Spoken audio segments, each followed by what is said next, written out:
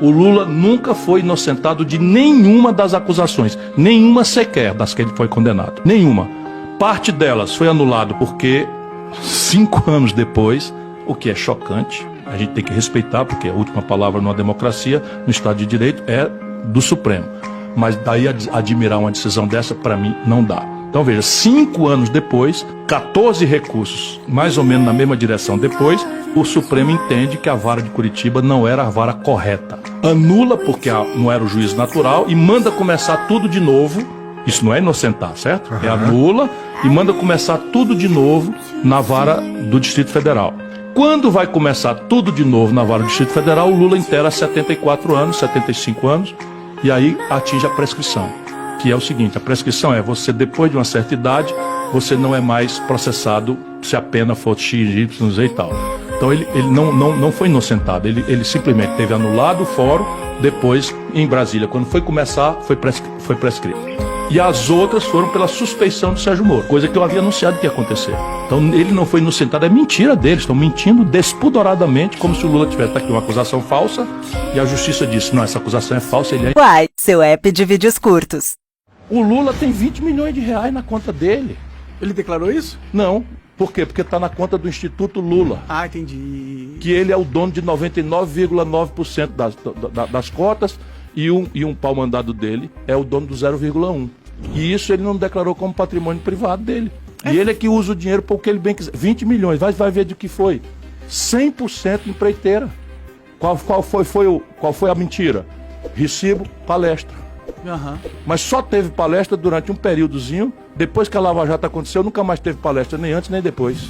Interessante, né? Interessante, não, picaretagem, pô. Ah, sim, pô. E aí fica agora esse bando de gente aí, quer não sei o quê, vamos enfrentar o fascismo. Quem produziu o fascismo foi isto. O encontro trágico de uma crise econômica devastadora com a percepção generalizada, correta do nosso povo de que o PT mergulhou na corrupção. Sim. Lá como hoje.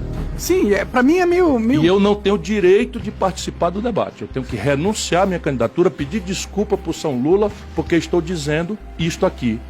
Só que, sabe quando a pessoa mente... Você tá dando mente... vitória pro Bolsonaro, cara. Por que eu tô dando a vitória ao Bolsonaro? Você tá criticando o Lula, não pode criticar o Lula. Sim, mas eu não contei que o Bolsonaro estava roubando também, o PT pode usar. Não pode falar do nosso Deus Lula, cara. Ah, sim, mas nem do nosso Deus Bolsonaro. É, também. Veja onde é que nós estamos.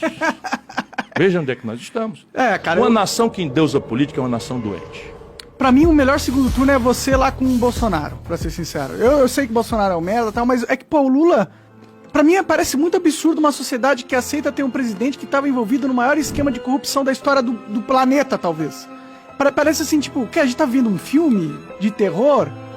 Meu irmão, Bolsonaro... se o Brasil elege um cara desse, sem nem sequer obrigá-lo a se explicar, nós não teremos mais nem a menor moral nessa geração para ensinar para a juventude, para os nossos filhos, para o nosso neto, que o crime não compensa. É verdade. Nós estaremos ensinando para todo mundo que o crime compensa. E isso com a coadjuvante de uma elite podre. Por quê? Porque essa elite é podre. Ela condena a corrupção dos outros. Que é típico PT. Ontem estava o programa do Lula falando das compras com dinheiro espécie dos filhos do Bolsonaro. Assim, na cara lisa. Os filhos do Bolsonaro compraram não sei o que com dinheiro em espécie e tal. Isso é um constrangimento absurdo. Mas, porra, o cara tá falando do outro, nem lembra que o filho dele é um milionário. E que você roubou o país inteiro. Que assaltou pra valer, caiu de boca, sabe? É um negócio chocante.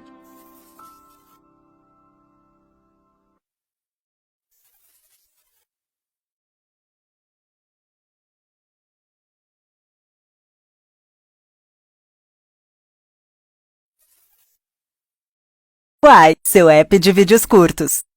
São bandidos, mas são cidadãos. Nós precisamos pensar em medidas de desencarceramento em massa, porque o problema é a prisão. É um absurdo você imaginar que bandido pode ser morto. Não é assim. Que esse traficante, na verdade, estava com 15 anos, embora ele fosse muito grande, que fosse a primeira ação dele, que ele tinha sido cooptado pelo tráfico, e que ele era de uma família super honesta, que a mãe dele trabalhava pra caramba, estava desesperada querendo... Exatamente, ele pode ser vítima também, né, da sociedade. Ele pode ser vítima. Salvar de roubar. E se você for solto na audiência de custódia, o que você vai fazer? Roubar de novo. Uai, seu app de vídeos curtos. Bolsonaro é um cara que fechou o cofre e não deixa ninguém roubar. E daí a galera tá na crise de abstinência. Precisa derrubar esse cara. Tentaram matar ele já antes da campanha, porque sabia que se ele se elegesse ia ferrar. E se ele se reeleger agora, aí ferrou de vez. Aí estão quebrados mesmo. Porque mais 4 anos de Bolsonaro, não existe ladrão esquerda que aguente. Eles precisam de algum jeito tirar ele, ou por bem ou por mal. O que eu mais temo do Bolsonaro é a vida dele.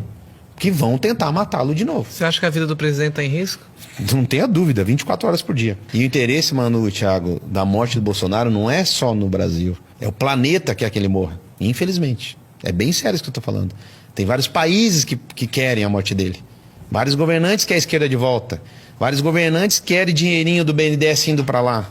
Você entendeu a teia gigante mundial que ele quebrou? Você entendeu que esse cara é o cara mais ameaçado de morte do planeta, não é só do Brasil? É complicado.